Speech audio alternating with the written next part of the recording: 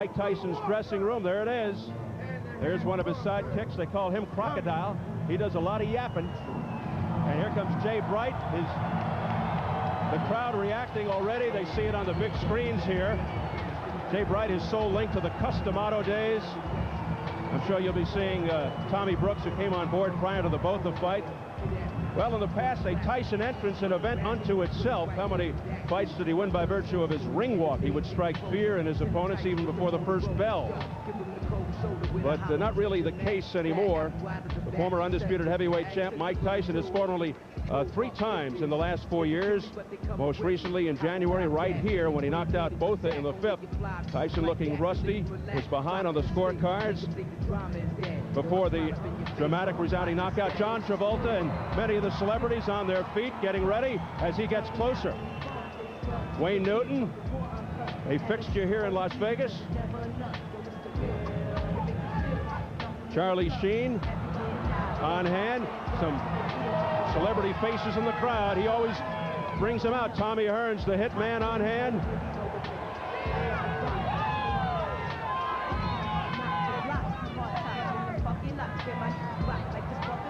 Pierce Brosnan, Bond, James Bond. Tyson's advisor, Shelley Finkel, told me Mike's really got it together. Well, he definitely has a calmer attitude. He's friendlier. The crowd again reacting as he gets closer to the ring. He's been granting interviews, signing autographs, smiling, doing open workouts. Either he's had an epiphany or somebody has really gotten to him.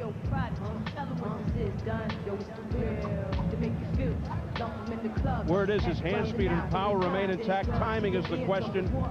The result, of course, of the repeated layoffs and advancing age. And now he finally makes it upstairs, going through the ropes and out of the canvas. And hearing it from the crowd. It's not an overwhelming cheer, but it's certainly in Tyson's favor.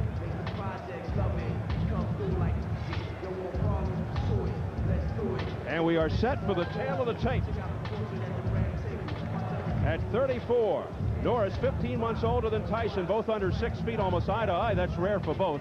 At 218, Norris is 3 pounds below his heaviest ever. Tyson exactly where he was his last fight, and a slight 1-inch reach advantage. Tyson, key rules: no standing 8 count, no 3 knockdown. A fighter cannot be saved by the bell in any round.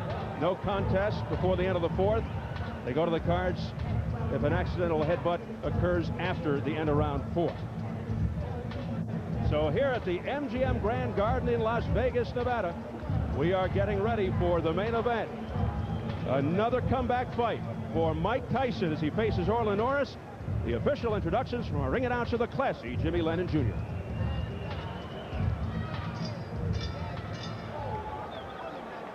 Ladies and gentlemen, a very good evening to you and welcome to the City of Entertainment, the MGM Grand in Las Vegas, Nevada.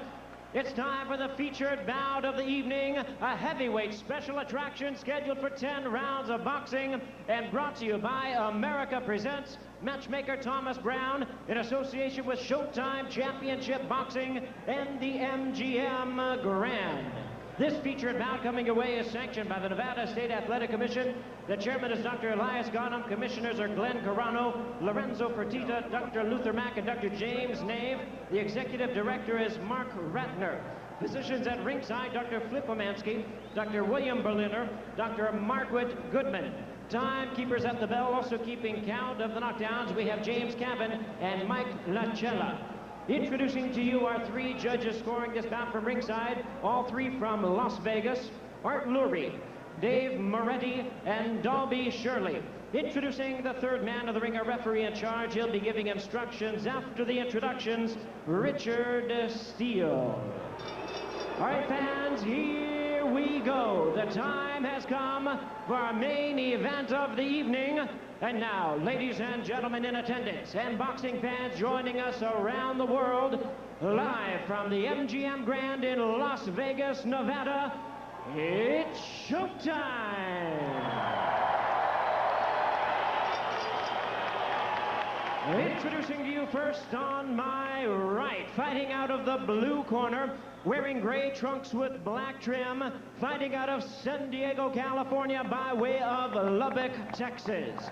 He weighed in at a ready 218 pounds. His record stands at 50 wins, 5 losses, 1 no decision, with 27 wins coming by way of knockout. Please welcome the former WBA Cruiserweight Champion of the World, introducing Orlin Night Train Norris.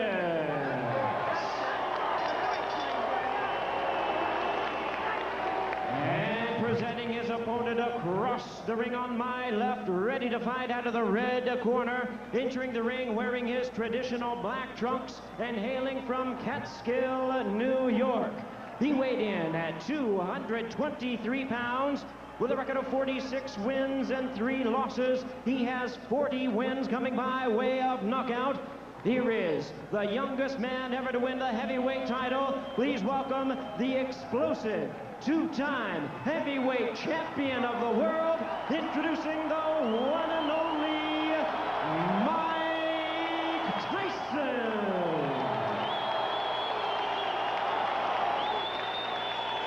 Once again, a referee in charge, Richard Steele. Okay, you guys, I spoke to you both in the dressing room. I'm cautioning again, obey my commands at all times. Keep all of your punches in front of the man. Watch the low blow. Shake hands and good luck.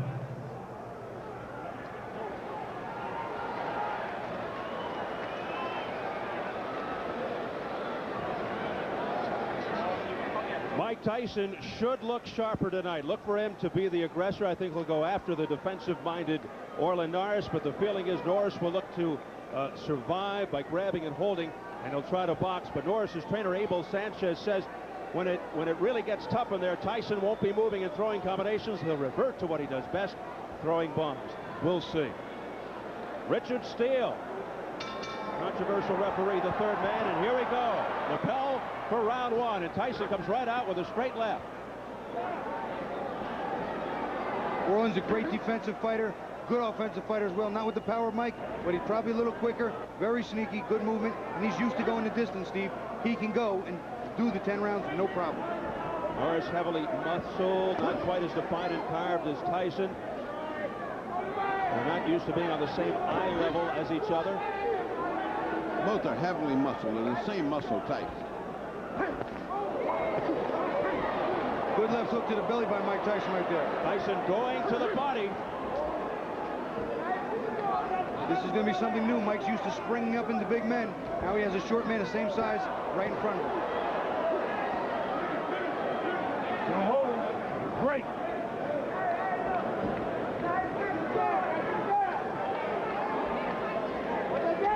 Notice right there, Orlin Norris also grabbed Mike's left arm on the inside and walked him counterclockwise away from that left hook.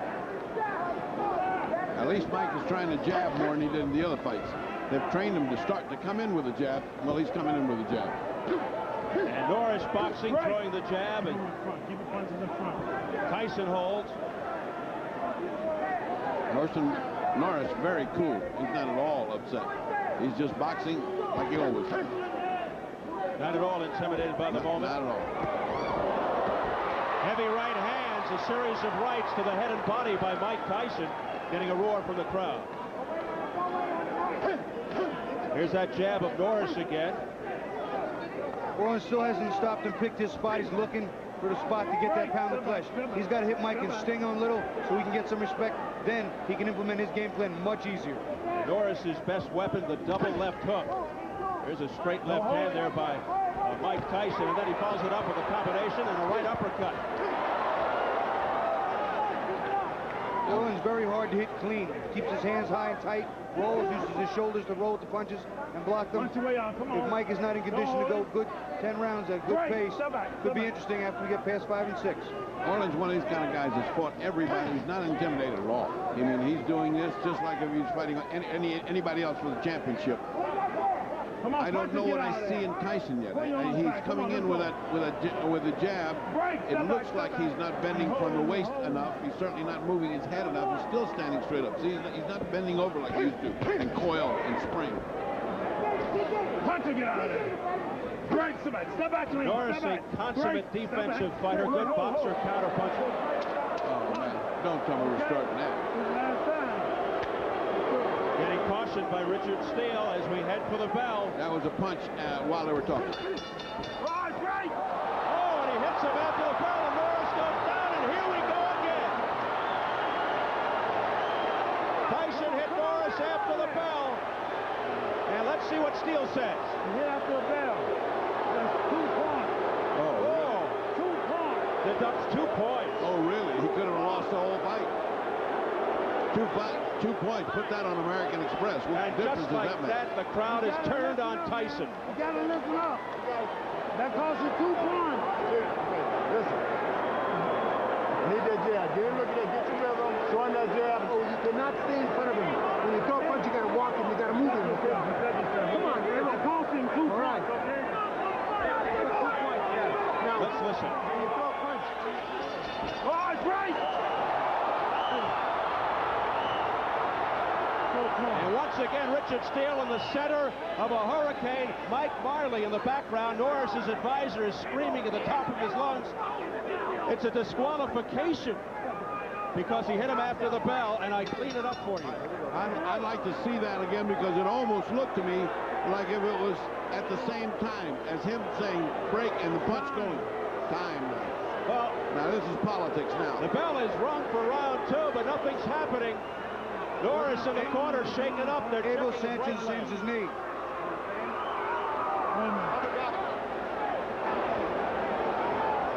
He's looking at his leg. He's saying his knee is hurting him. This is about a knee. This is not about anything else. It's the right knee of Norris. Unbelievable. This is not about his head. Dr. Flip Pomansky, the man with the goatee.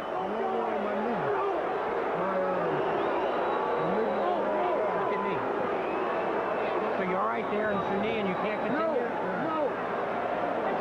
That's it. His knee. He can't continue. His head, and he cannot continue. Oh, man. Can't make him continue. You know what? I This can't reminds make me. him continue. Now he goes over to the executive director of the Nevada Athletic Commission, Mark Ratner.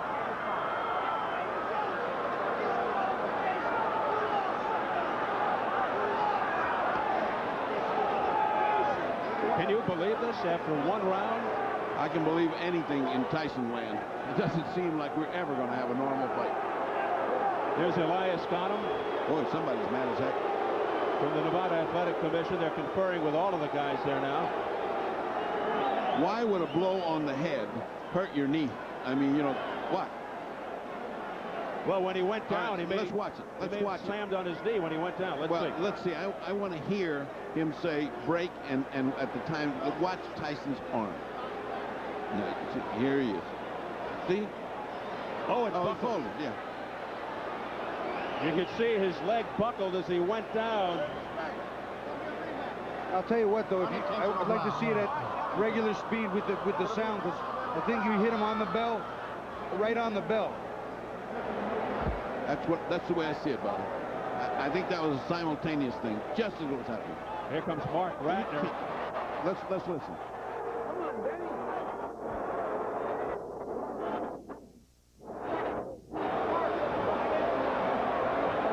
Now there's a lot of scurrying in the ring. Uh-oh.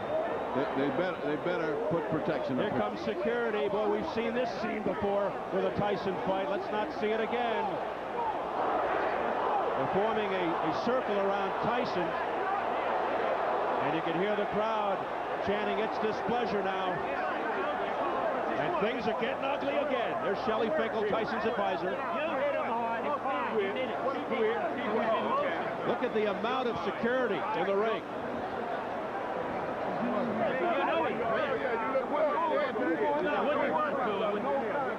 You were fine. This is fine.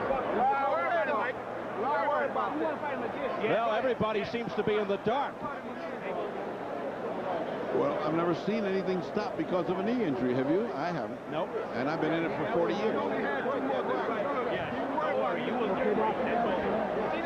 Well, we're dispatching the fight doctor into the ring. Maybe he can lend some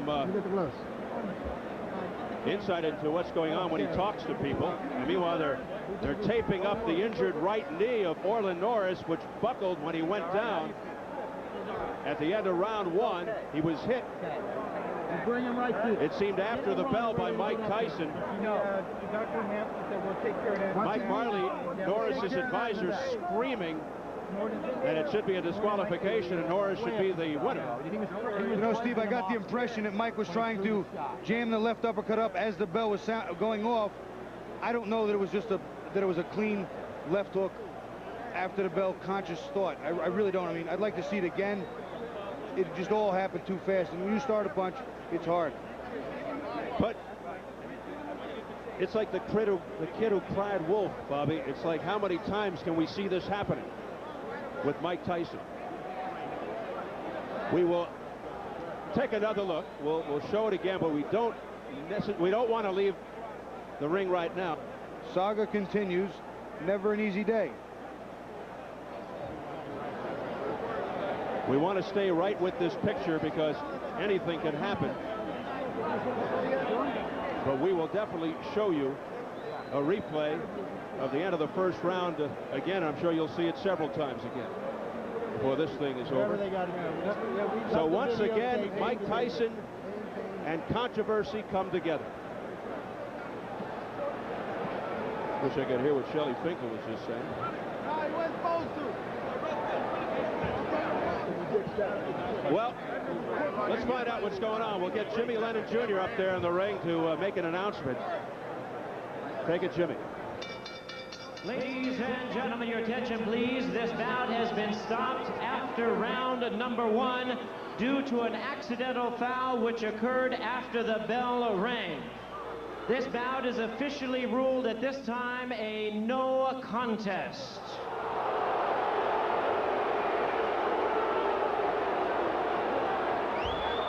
Well, you heard it. The bout has been officially declared a no contest. The fight doctor, Ferdy Pacheco, is with Mike Tyson. Ferdy? All right, another night, another Tyson night. Give me your view of what happened. Did you throw the punch after you heard the bell? Well, you know, you were there. You saw it. It was simultaneous with the bell. And the punch wasn't that devastating. He could have continued. He quit on his stool. But I'll take him again in my next fight. I'll fight him right away. Well, let's fight him in December. I'd love to. All right, let me ask you something. How could a blow to the jaw hurt his knee? Listen, all right? He knew the next round I was going to put that heat on him, and he wasn't ready for that heat. All right, Shelly, can they do something legally to screw this up? Can they go talk disqualification? No, they did already. They ruled it a no contest. It shouldn't have been that, but they did. We're ready to go back whenever Mike wants, and Mike said immediately. Your disappointment, I'm sure, was great. You've trained well. You're ready for a good fight. You're ready to come back in December against anybody. I feel great, and I just want to continue to fight one fight at a time and fight around 4 more fights and fight for the championship. Yes, sir. All right. If this so happens that it falls at December, you could fight this guy again. Would you be willing, Shelly, to fight of course. Orlin Norris? Of course. Not me. Mike would fight him. No, but you're all right. Sure. Hey, you and I have been around a long time together. You feel your snake bit or something every time something happens? God, every time you come up here, something crazy happens. Well, listen, all praise be to Allah. I don't want to dwell on this anymore. I just want to say hi to my friend, the Smith family out there in Gilbert, Arizona. I like to say hi to Tiger Woods. We trained together with Keith Cleveland, and he did it, and I wanted to score another knockout because you were successful. And I like to say hi to my friend Chuck Zito, and get well soon. I love you, brother. Peace. All right, I think that helps everybody else. Let's go back to Steve Albert at ringside. Well, just got an official explanation from the other ringside physician here, telling us that Norris twisted his knee when he fell, and there you see the results of it all. And I believe underneath that, Steve, there's a scar from some previous surgery and injury. So once again, controversy and Mike Tyson are connected as this fight ends after 1 round. We're going to take another listen to exactly how it sounded at the end of the first round.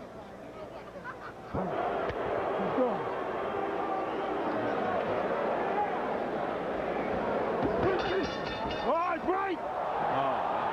He definitely hit him after the bell. He definitely hit him after the bell. I don't know if he heard it. I don't know what registered. It was definitely after the bell. It wasn't long after the bell, but it was after the bell. We've got to find out if Mike Tyson heard that bell.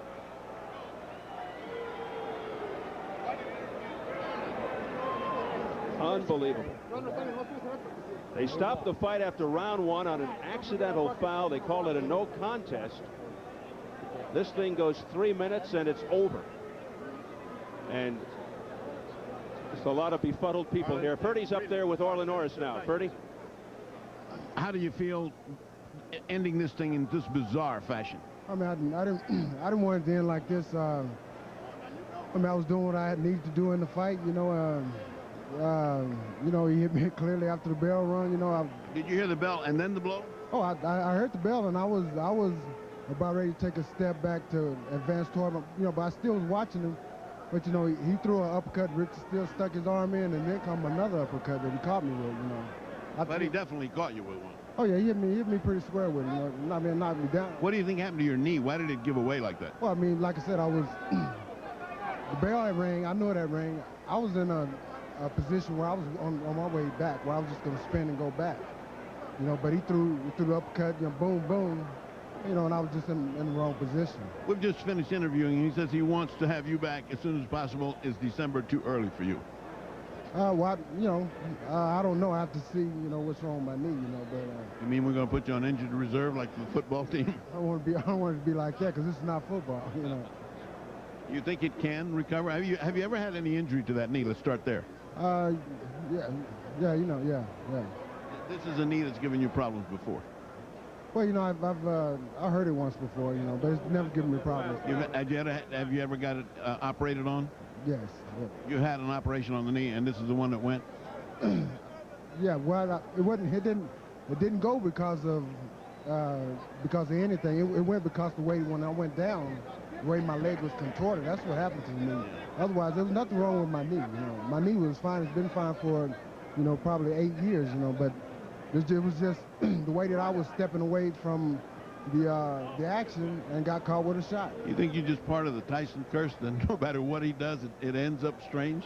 I don't know. I didn't want it to end like this. You know, I'm not into curses or anything like that. You know, I wanted to have a fight where it would be clean. I lost. You know, if I lost, I lost. You know, if I got knocked out, I got knocked out. But not by getting hit, you know, at the end of the bell. Was the fight going the way you thought it was going? Were you satisfied with the first round? Were you? Oh yeah, I felt like I was winning the first round. You know, I felt his power. You know, and you know, I knew what I had to do. You know, from that point on, you know, that was just the beginning of my whole strategy. You know, to boxing. You know, and feel his power. You know, and you know, I had got past that round. You know.